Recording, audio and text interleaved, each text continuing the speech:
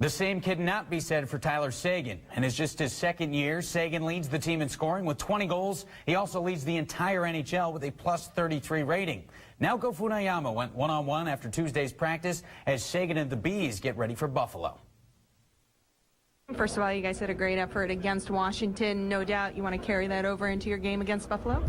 Yeah, 100%. A nice day off, I guess, yesterday, and today regrouped, and I think everyone's excited to get things going again.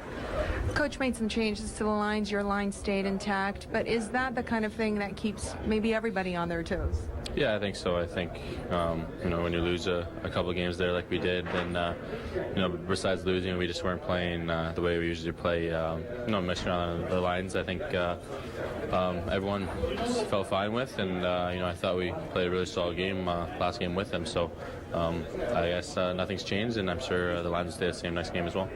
What's the mentality going into Wednesday, knowing that you guys have maybe not fared as well as you would have liked to have against teams that aren't in the playoff mix? Yeah, I think, I don't know exactly what it is, but I know we've got, 15 losses, and, probably 9 or 10 of them have been the teams that are in the playoff standings right now. So that's something we all know in here, and we all have to, really get prepared for these games and really, make sure we're sharp and, not give away any points here. Thank you, Tyler. Thanks.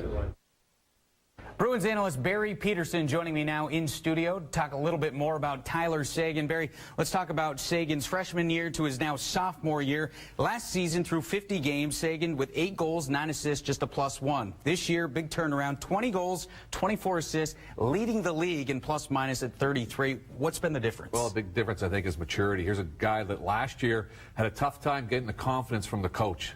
A lot of times when it was key situations in the hockey game, he just didn't have the ability to be able to look down the bench, the coach, Claude Julien, and say, okay, Seguin, just keep on going. Let's keep going through the lines. He protected him a little bit. And I think physically he's so much stronger than he was last year. He's taken that to the next level.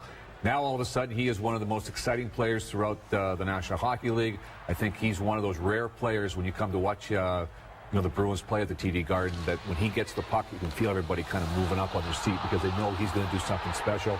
He's got tremendous speed, and I think his line has really taken it to the next level. What about Seguin this year? Kind of tale of 2 seasons so far. Came out of the gates red hot, 12 goals in 23 games, then kind of tailed off there for a little bit, but he started to pick it up lately. What do you think for Seguin? Has he plateaued, or is he sky the limit for this kid? No, I think that's the exciting part, Jameson, is the fact that the sky is the limit. This is a situation where, he did get in that little bit of a funk, just kind of maybe a third into the season, and I think he's now overcome that.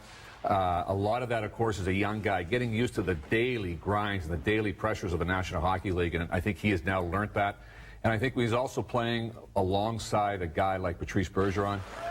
You learn from him, and you learn what it takes to be the consummate pro, and you have got to be ready on a nightly basis, and I think Patrice has really helped him in that. What about his other line mate, too, Brad Marchand? How much has Marchand and Bergeron meant to what Seguin's been able to do here in his sophomore season? Well, I think it's a key part of it. I think both Marchand and Seguin bring tremendous speed to this hockey club and a lot of offensive talent.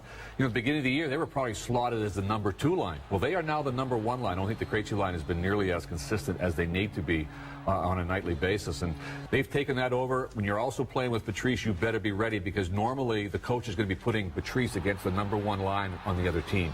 So you're not going to have a night off. There's going to be a lot of responsibilities, and I think both Brad Marchand and Tyler Seguin have really matured a lot this year and just got to the point where now the coach has total confidence in them and can put them on the ice at any time of the hockey game.